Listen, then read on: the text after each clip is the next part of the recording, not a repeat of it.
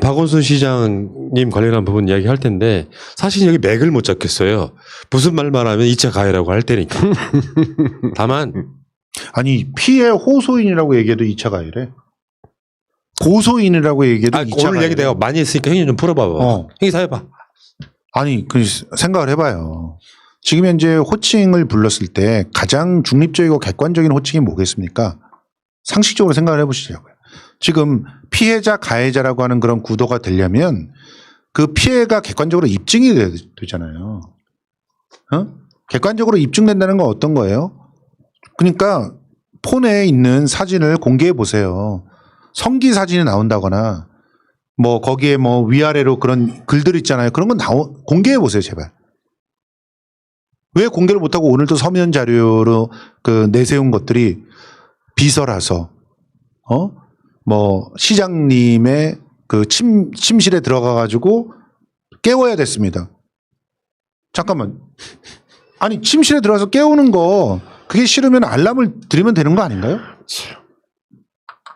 나 이런 얘기를 하는 것도 2차 가해인가요? 가장 중립적인 단어를 쓰는 것이 언론이든 어디든 방송을 하는 입장에서는 필요할 겁니다. 그래서 저는 고소인이라고 표현을 쓴 거예요. 근데 고소인이라는 표현을 쓰는 것도 2차 가해라고요? 그냥 고소를 하셨고 고소한 이후에 어떤 결론이 나지 않았잖아요. 유호정 의원님께서는 그런 얘기를 하셨습니다. 노영희의 출발새 아침에 나와서. 그것 때문에 노영희 변호사가 하차를 했는지도 몰라요. 사실은. 왜냐하면 그 이후에 엄청나게 그 새칭 말해서 페미니스트라고 하는 분들이 거기 가서 공격을 하셨거든요. 이런 얘기를 하셨어요. 유호정 의원님께서. 자, 그분이 어떤 구체적인 피해를 받았는지 아십니까? 저는 그것에 대해서 알지 못합니다라고 얘기를 하셨어요. 그냥 무조건적인 지지라고 하는 것, 그 말 속에서 저 사람이 고소만 하면은 나는 지지하겠다라고 하는 얘기를 유호정 의원님이 하신 거예요. 여러분들 알아두셔야 될 사항이 하나 있는데요. 예. 김성수 평론가는 페미니스트입니다. 예. 여성에 대해서 호칭 하나만 잘못 써도 저희한테 평소에 뭐라고 지적하면서 그러지 말고 해. 이를테면 아내라고 부르는 게 맞아? 마누라라고 부르는 게 맞아? 집사람으로 뭐 이러고 얘기하면 예. 집사람 이렇게 부르면 제가 막 짜증내면서 그게 아니고 뭐가 어떻게 되고 그래갖고 장영진 기자가 나 짝지라고 할래 뭐 그랬다. 그러면 안 된다니까 뭐 이러고 저희끼리 막 그걸로도 혼난 기억이 있어요. 그러니까 호칭서부터 관계에 대해서 정의롭고 하는데 성수 평론가께서 이렇게 화를 낼 거는 지금 상황이 상식과 다르게 돌아가고 있기 때문이에요.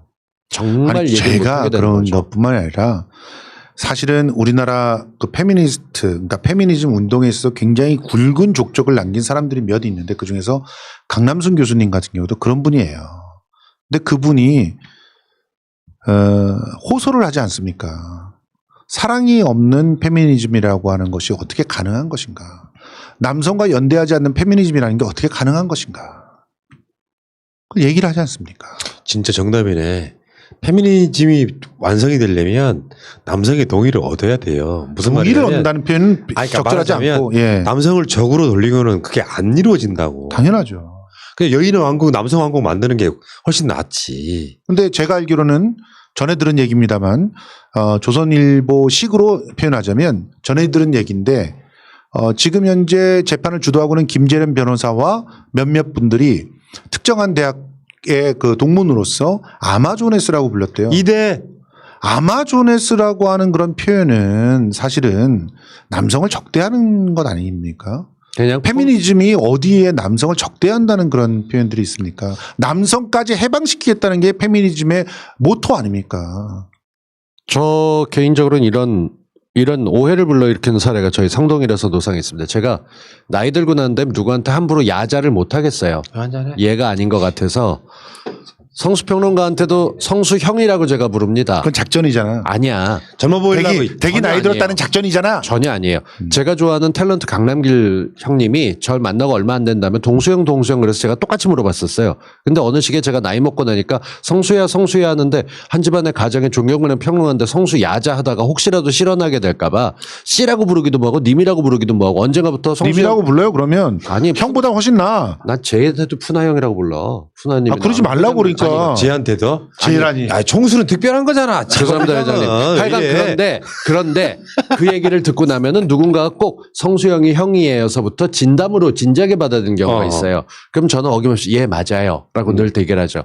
외국 가서 끌고 가면서 장난질을 쳐먹는 건 좋아요. 근데 지금 같은 경우 저는 제 이런 말장난이나 이런 것들도 여러 개 방송에서는 농담이 되지만 저희들이 모두 화가 나는 이유는 지금 사실 저희는 누군가가 피해 호소인, 피해 뭐 고소인 이런 용어를 다 떠나서 보여준 게 러닝 입은 사진이 있다라거나 텔레그램방에 초대했다는 거 말고 무언가 하나 저희들 입을 다물게 할 뭔가를 꺼내놓으면 일순간 조용해지고 그냥 정말 뭐라고 할 말이 없다가 될 텐데 자꾸 갖고 노는 것 같은 아니, 기분이 드는 거예요. 런닝 사진도 못 보여주고 계세요. 지금. 아니 그분들이 저는 잠깐 이 부분에서 좀 정확하게 할 것. 저는 고소인의 아픔에 연대합니다. 그리고 고소인의 아픔을 공감합니다. 정말. 고소인을 털끝만치도 공격하거나 건드리고 싶은 생각은 없습니다. 다만 그 고소인을 뒤에 두고 앞에서 정치질을 하고 있는 사람들을 얘기합니다. 거기에도요. 성폭력 상담소라든가 여성의 전화라든가 지속적으로 활동을 했던 사람들을 뭐라고 하고 싶지는 않습니다. 다만 김재련 변호사님 대기 그 권익국장으로 여가부 권익국장으로 박근혜가 임명해가지고 일하실 때 한국 송유관 공사에서 성폭행을 당해가지고 억울해서 자살하신 그런 분께 어떻게 대하셨어요? 그때 피해자와 연대하셨습니까? 예? 그리고 정말 피해자 중에 피해자 위력에 의해서 목숨을 갖다 건지기 위해서 말을 차마 하지 못했던 위안부 피해자들한테 당신네들 어떻게 하셨습니까? 아니 지금 과거를 갖다 극복하기 위해서 그분들하고 잘 화해를 해야 된다고 강요했던 돈 받고 떨어져라라고 했던 사람이 당신이었잖아요. 화해치유재단의 이사였잖아요.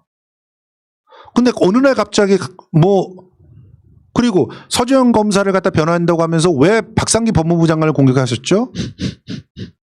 그리고 그 본인의 남편이 세상에 어떤 짓을 했는지 생각해 보세요. 삼성 이건희 회장이 성매매를 했었을 때 그 성매매한 것과 관련되어 있는 보도 자료를 삼성 이건희한테 전달해 줬잖아요. 남편이. 근데 같이 살고 계시네요. 아직도. 둘이 얼굴이 남매처럼 생겼더라. 아 어떻게 그럴 수가 있냐고요. 나라면은 그런 사람이랑 못 살아. 내가 정말 페미니스트로서 그런 짓을 했던 남편이 내 남편이랑 못 산다니까. 아이고 참. 저는 이렇게 말씀드리고 싶어요. 아마 많은 분들이 저하고 비슷하실 거예요.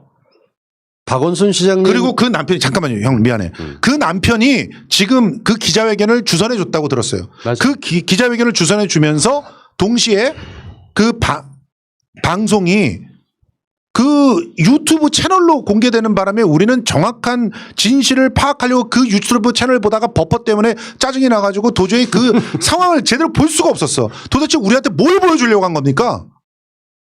여기까지. 얘기해요. 저는 건배 한번 해. 그런 거죠.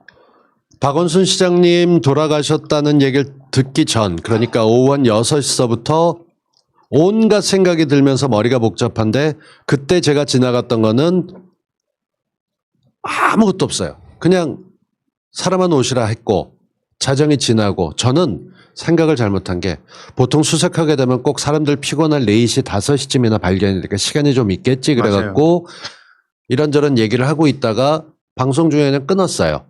그러고 난 다음에 잠을 못 잤죠. 꼴딱 새가면서 방송 보고 이것저것 보고 그 말도 안 되는 기자들의 질문 들으면서 정상적이었다면 도대체 쟤들의 주장이 뭐가 어떻게 되는지 보자라고 찾아봤을 거예요. 근데 하나는 확실해요.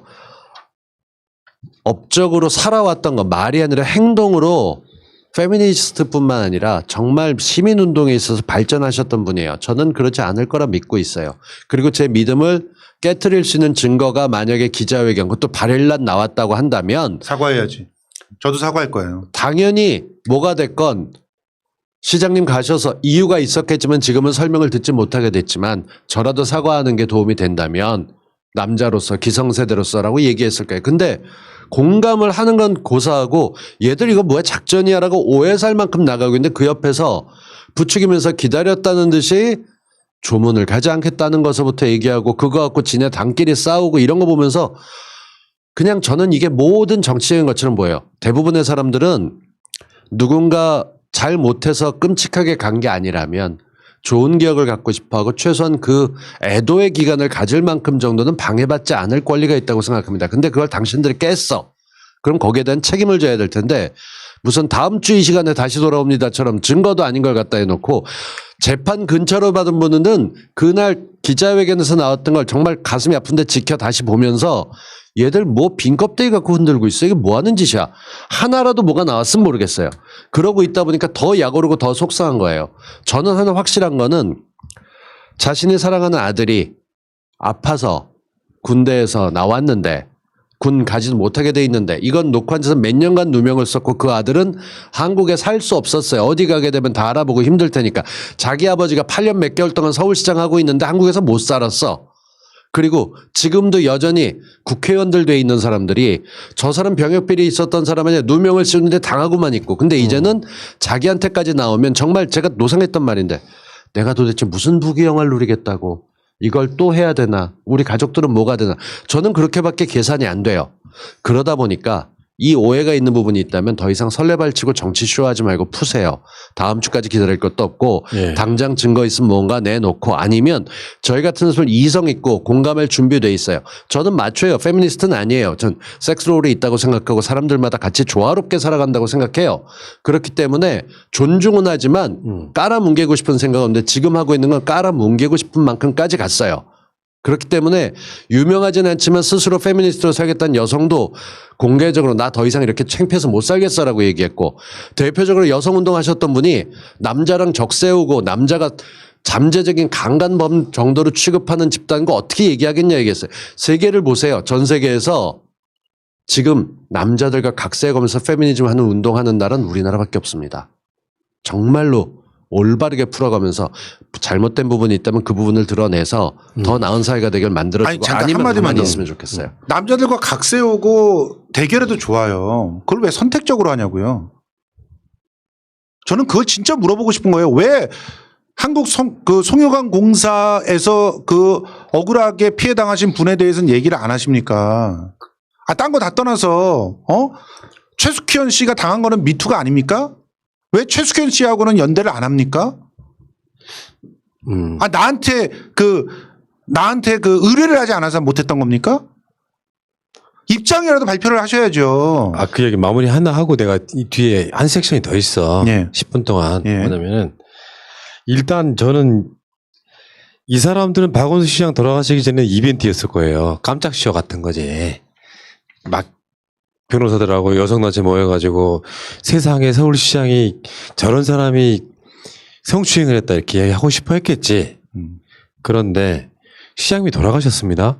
나는 근데 갑자기 시장님이 걸었던 길들을 한번 걸어봤거든요. 근데 어떤 느낌이었을까 싶으면은 내가 성추행해서 미안하다 돌아가셨을 수도 있지만 어떻게 보면 가장 믿었던 사람에 대한 배신감일 수도 있어요. 그럼요. 그 해석이 더 많아 보여요. 해석은 여러 가지가 있을 수 있는데 참 세상 사는 거 더덥다. 아까 내가 말했던 그 이재명 지사 때문에 새날 떠나신 분 그 이야기가 똑같은 거예요. 제일 믿었는데 세상에 대해서 더덥다고 느낀 게 그 사람 때문이었다고. 신비님 아니에요. 꼭 그 댓글 이상하다더라. 신비님은 지금 개인적으로 그냥 방송 쉬시는 거고. 어쨌든 이 이벤트가 되면 안 됩니다. 지금은 그 피해를 입었다고 주장하시는 분에 대해서는 가해를 하시면 안 돼요. 우리 그런 사람 한 명도 없다고 생각해. 그럼요. 한 가지만 덧붙일게요. 정말. 우리 대한민국 사람들 이름 다 있어요. 하다못해 철수영의 순자 뭐가 됐건 이름 불러주세요. 그렇게 해서 이름 부르는 게 낫고 미국 같은 경우나 이럴 때 볼 때 제보자 X 뭐 이렇게 근사하게 부르지 않더라도 여기에 대해서 무언가 집어넣은 게 있다면 그냥 하는데 이 호칭 갖고 싸우는 거 지긋지긋해요. 나이 많으면 뭐가 어떻고 해가는데 이걸로는 시비 좀 그만 걸었으면 네. 좋겠어요. 자, 어쨌건 지금 뭐 우리가 마음이 아프고 지금도 저는 사실 믿기지가 않아요. 집안에 가족이 아버지나 어머니가 돌아가시면 있잖아요. 처음에는 의식처럼 행사를 치르고 그냥 끝나요. 3개월, 6개월, 1년 지나면 그때 생각납니다. 나 박원순 시장은 그런 분이었을 거라고 저는 생각이 들고요. 문제는 지금부터예요. 여러분들 기억하시겠지만 안철수의 안. 문재인 대통령의 문, 다음에 박원순 시장에 박해가지고 옛날에 기억들려면 문박 안문박 뭐 이런 식의 호칭이 있었어. 쉽게 표현하면 민주주의 시절에 그러니까 박근혜 정권 이후에 그러니까 이명박 정권 이후에 정권을 교체할 수 있는 사람들이 문박 안 돼가지고 그 문안박이라 그랬더니 안철수가 찔려서 안문박은 왜 안 되냐고 그렇지. 이랬었어. 그러니까 문재인, 안철수, 박원순 이렇게 주자였다가 안철수가 탈당하면서 한 명이 더 추가된 게 오늘의 인물 이재명이잖아요. 예. 문박이 이렇게.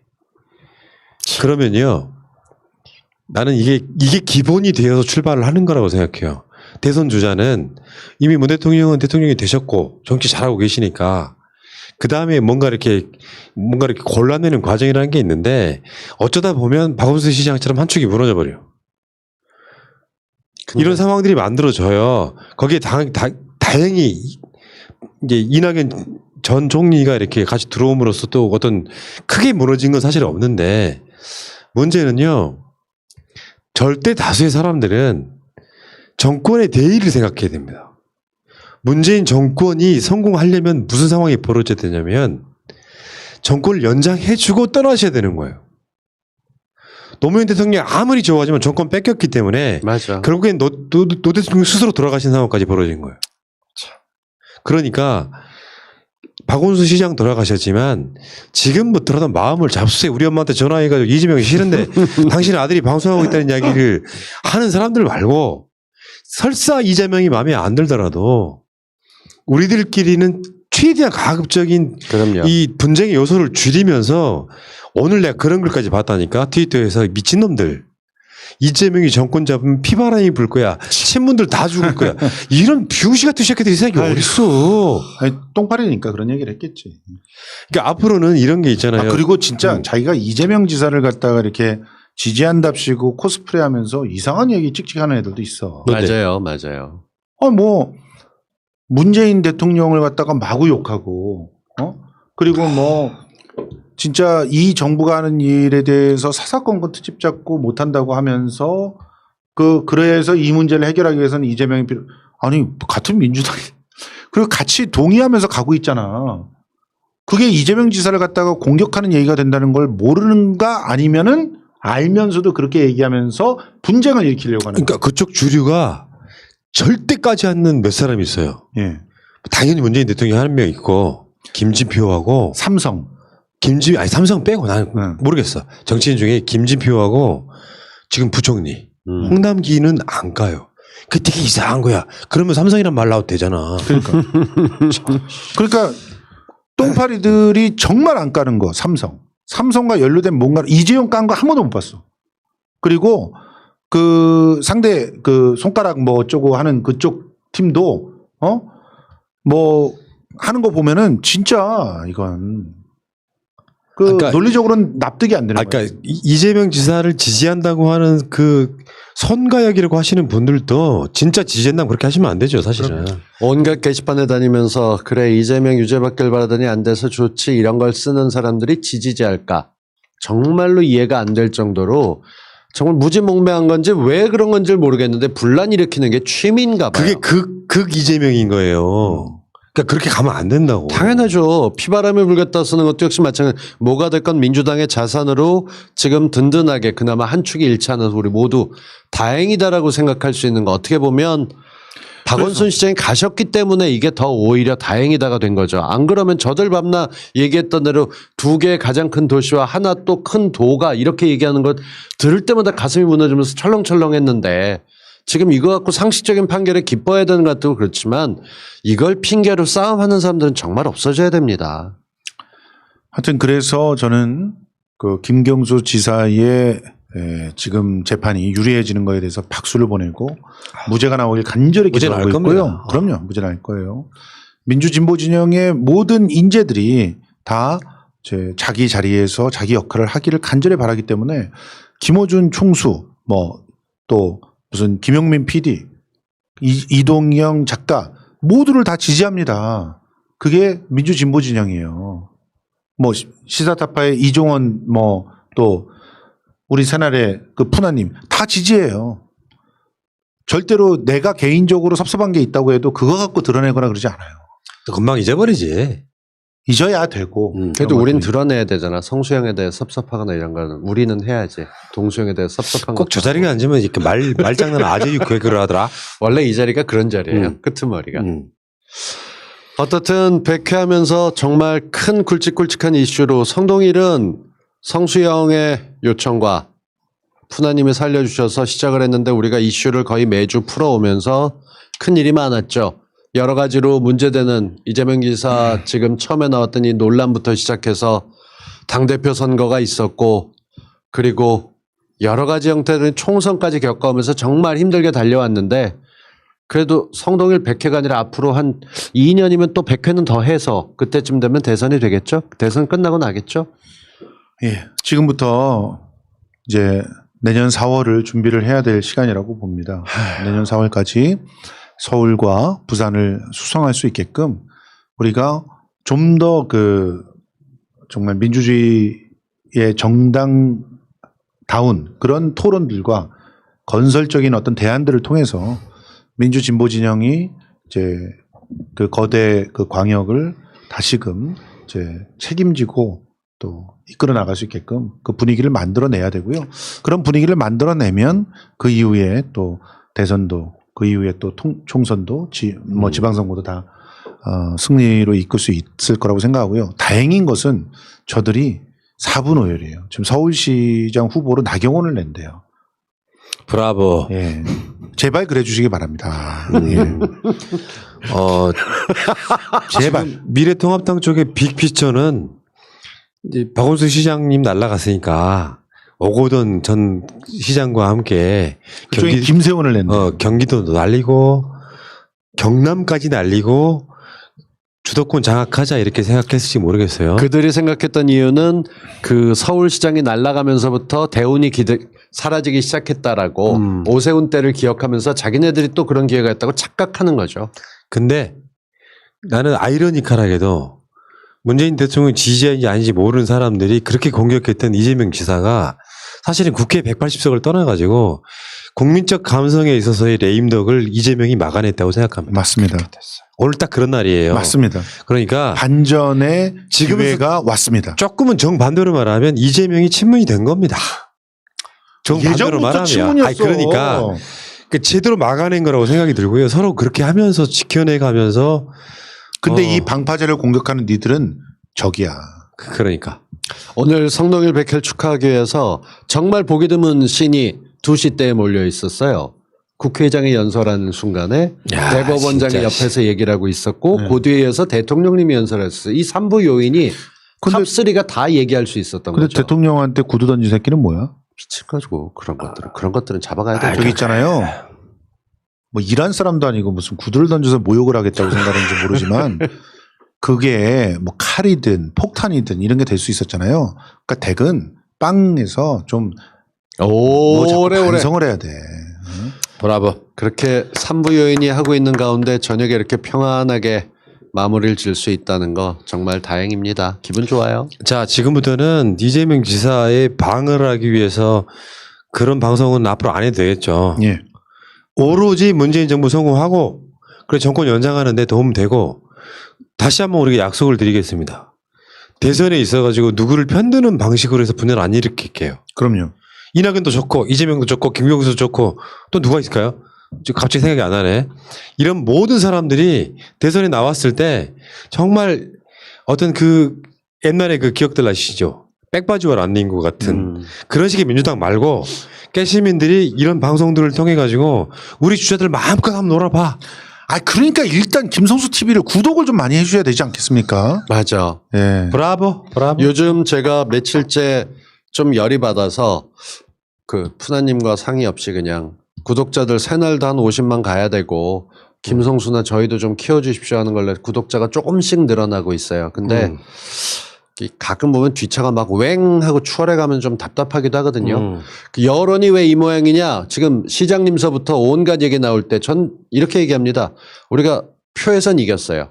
그래서 입법부도 행정부도 갖고 있지만 그리고 사법부가 정상화되고 있지만 여론은 머리수 싸움입니다. 저쪽은 124만 돼 있는 그 신의 한수하고 60몇만 하고 있는 가세현하고 요즘 머리채 붙잡고 싸우기 시작했다니까 좀 반갑긴 한데 걔들이 합쳐서 180만이 넘어요.